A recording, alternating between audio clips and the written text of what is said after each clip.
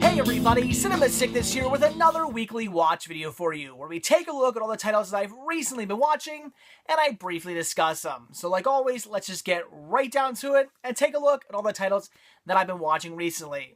And the first one up here is the Spectacular Legacy of the AWA. Yes, another wrestling title. As you guys know, I recently picked up a whole boatload of wrestling titles. Do I really need to explain it again? Wrestling, I like stuff from like very early 90s, like 94 and back. Anything past that, I really have no interest in. So of course, this definitely intrigued me. This is very kind of, I won't say very early wrestling, but early wrestling as we kind of know it sort of today.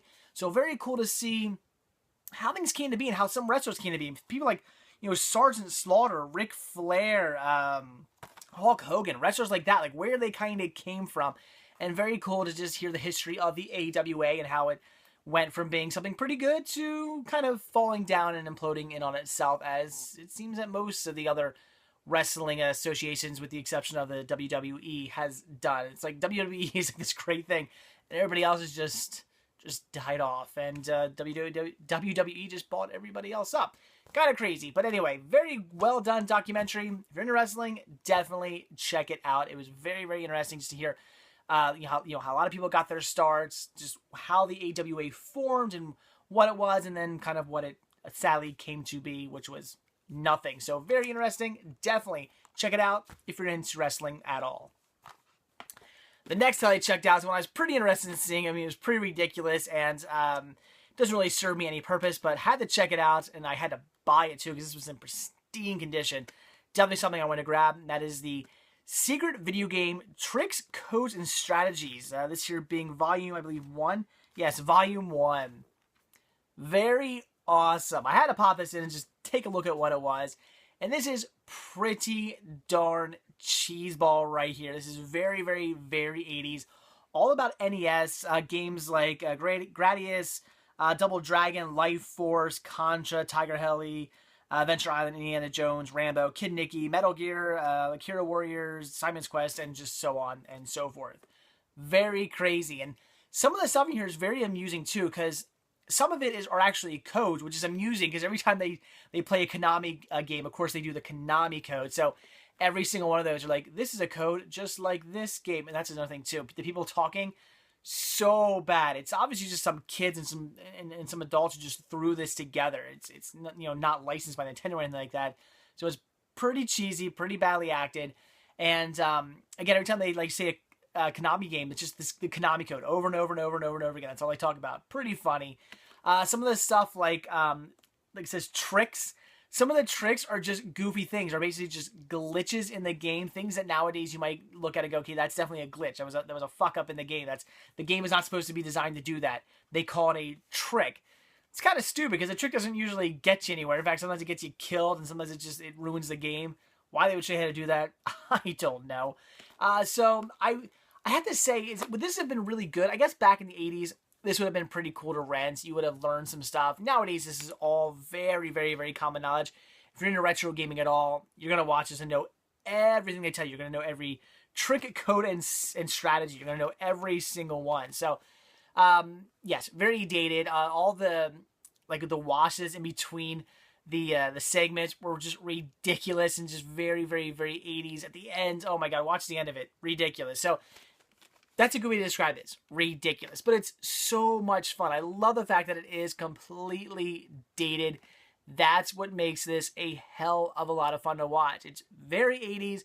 It's going to take you back. If you're like me and you grew up in the 80s, you grew up with an NES in your house, you grew up with Nintendo, you're going to watch this one and definitely get nostalgic. It's definitely very nostalgic. So I enjoyed watching this.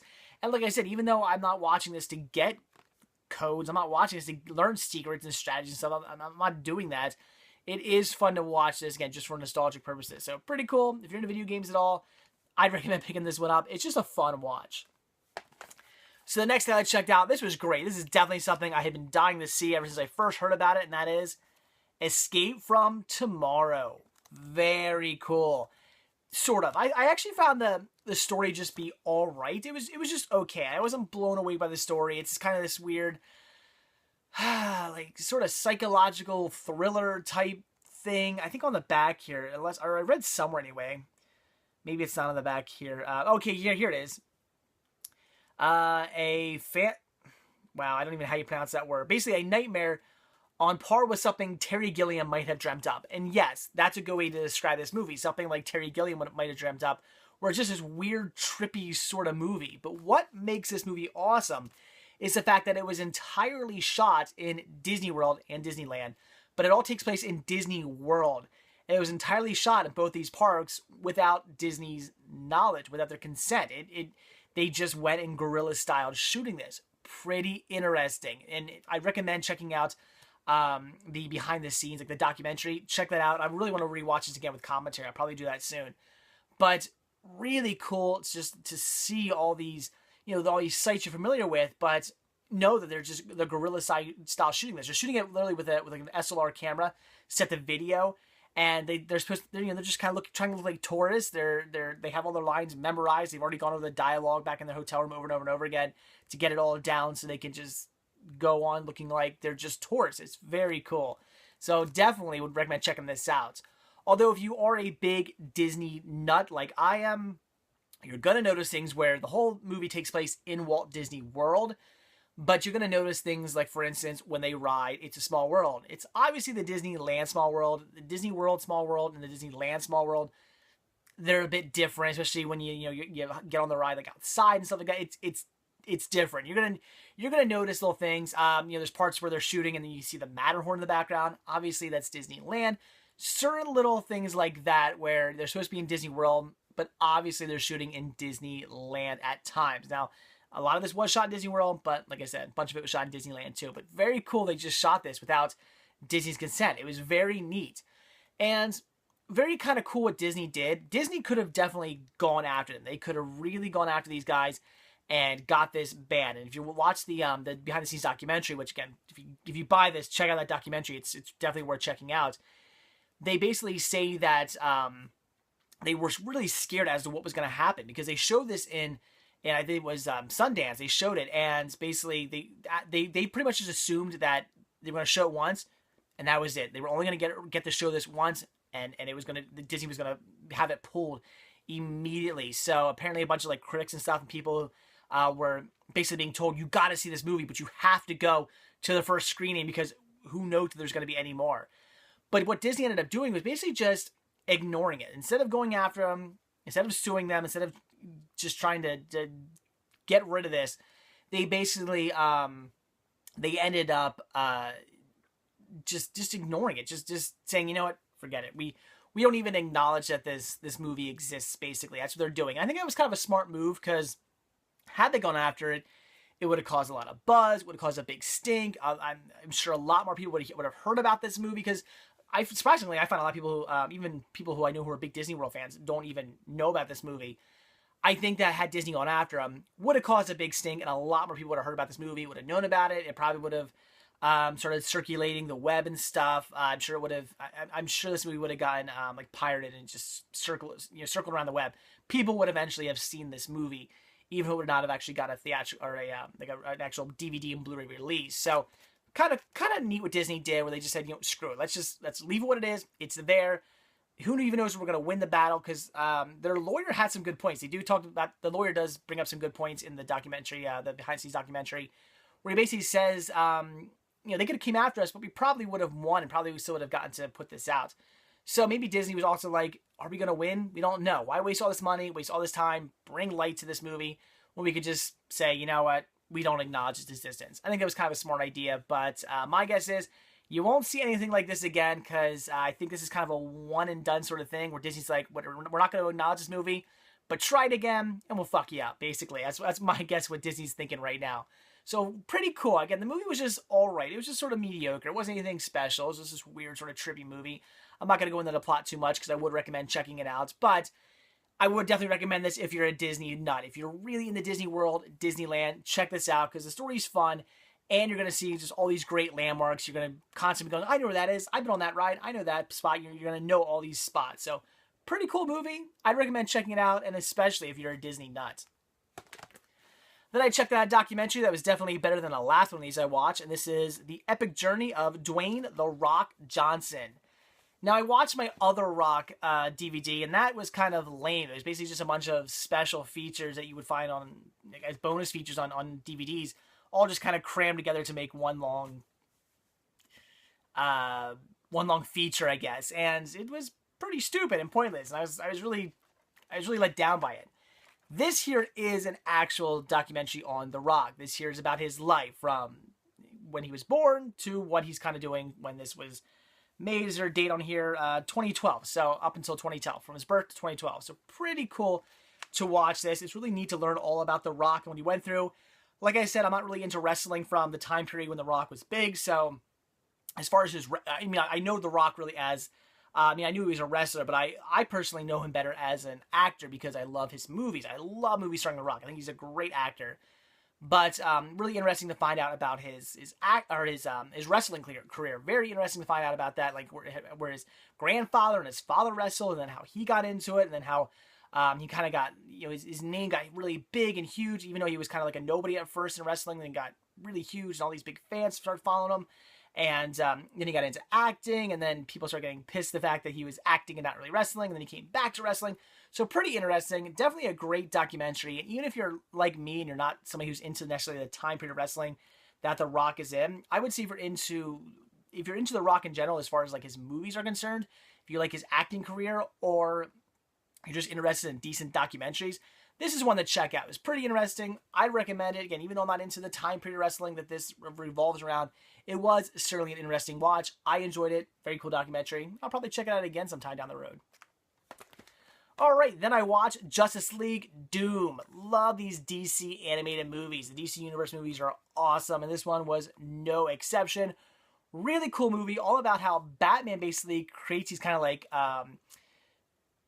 he basically has like fail-safes for like all the superheroes in the Justice League, where he has a way of stopping them all. Not necessarily killing them, but bringing them down if something goes wrong. If he has kryptonite if Superman goes bad. He's got this if Wonder Woman goes bad. Everybody, he has a plan, a contingency to bring them down if one of them turns bad or something happens. So for some reason, he needs to stop them, because he realizes that all these people are a threat to the human race. They are a threat to the world. That's, they're superheroes now. They're helping out, but if they turn, or for some reason something goes wrong, they go bad, they need to be brought down because they could cause a lot of damage. He wants to be able to bring them down. But unfortunately, we have our bad guys who get a hold of this information and use it against the Justice League. So of course, once the Justice League finds out that Batman, had all these fail-safe programs in place to stop the Justice League members, and that's why these people are coming after him. They're not too happy with him, but then in the end, they kind of they sort of forgive him in the end. Although I love that. Batman, just the whole time, he's like, yes, I have these plans, and they're needed. Why would I not have these plans? And everybody's pissed off at him. And then at the end of the movie, one of the members says something like, we would never do that to you. And he's just like, then you're a damn fool. It's brilliant. It's Batman being Batman. I love Batman. That's why I love him. He's just so serious. He takes everything very, very seriously. He doesn't really give a shit about your feelings. Okay, yeah, I have ways of bringing you down if needed. Does that hurt? Maybe it hurts your feelings. I'm sorry, but it's needed. I have to do it because if it comes down to me having to stop you for some reason, and I never came up with a plan to do that, things could go really bad. But I had that plan, so it makes sense, and it's just a fun movie. So again, if you're into the DC Universe movies, you're into DC animation, check this one out. Great movie, Justice League Doom, a lot of fun. Then, since it was Star Wars Day this week, I ended up watching some Star Wars movies. I did not watch my my regular Star Wars films. I was going to, but then I realized that would take a lot of time, and with the baby here, it wasn't going to happen this year. So instead, I watched some things I definitely wanted to check out, and that was my Lego Star Wars. We have Star Wars, the Padawan Menace. Very cool, all about young Han Solo, or Ian. Oh, he doesn't have his name tag on. That's a shame. I wonder why that is. Han Solo has to have like a name tag on him where the ages turn like an I and everything thinks his name's Ian, and at the end he's, oh no, it's Han. You basically find out that this character, this young kid you've been following all throughout the movie, turns out to be actually Han Solo. So pretty cool watch. I love the Lego movies. They're fun. They're goofy, and especially Star Wars ones. So cool watch there. Same thing with The Empire Strikes Out, another good watch. Although, as I've already mentioned, this here is not. It definitely doesn't follow like any like correct timelines or anything like that, because I mean we have Darth Maul and Darth Vader, you know, battling together against. Yeah, so it goes to show you like, all right, wait, if you put the math together, you're like, wait, Darth Maul and Darth Vader, they can't be battling together. That doesn't make sense, but it is what it is. It's a goofy, fun movie, and it was definitely enjoyable. Again, if you like the Lego movies, this is another fun Lego Star Wars movies. Check it out. And then I watched this double feature here, which apparently these are airing on Cartoon Network, so pretty cool. I guess they already did like 1 or 2 more of these, and they have some more coming out. And this is the Lego Star Wars, the Yoda Chronicles, the Phantom Clone, and Menace of the Sith. 2 more great specials. Very, very cool. Again, definitely recommend them. So I don't have too much to say about these. I'm not going to go into them too much, but they are all fun. If you're a Star Wars fan, if you're just a fan of like the Lego movies or even the Lego games, check these out. They're actually pretty cool. Again, especially if you're a Star Wars fan. These movies are just constantly poking fun at Star Wars, which is a lot of fun. They're poking fun at all the little things that most people, you know, joke about and goof about when it comes to the Star Wars movies, and they're just a lot of fun. They're Lego movies. They're great. Yeah, they're very much kiddie down, but they're still a lot of fun to watch, and I recommend checking these out if you are a fan of Star Wars. See them. And then I watched some more Justice League here with Justice League: The Flashpoint Paradox, another great DC Universe movie. This one here about being basically focusing all around the Flash, and ends up basically going in basically like time traveling basically to save his mother from dying. And what ends up happening is he screws everything up, screws up the whole way the world is, and the way supervillains and superheroes are. Like Wonder Woman's really bad, Aquaman's bad, Batman, Bruce Wayne dead. Who survived? His father. So Bruce Wayne, his mother died, father survived, became Batman. Pretty crazy and really fun story. This one is great. I love Batman in this one, especially since it's not Bruce Wayne Batman. It's his father Batman. It's really cool. He's a very dark Batman. He's darker than Batman usually is. He's drinking heavily. There's a point where he's breaking the Flash's fingers. It's crazy. This is a great movie, though. I have seen stories before about superheroes kind of going into different realities. It's sort of one of those, but it is really well done and definitely another great watch. These DC Universe movies are usually fantastic. There's a few of them that I've been like, that was just alright, but for the most part, these are just always winners. And this is another one. Again, if you like DC Universe movies, no reason not to check this one out. It's just another great one.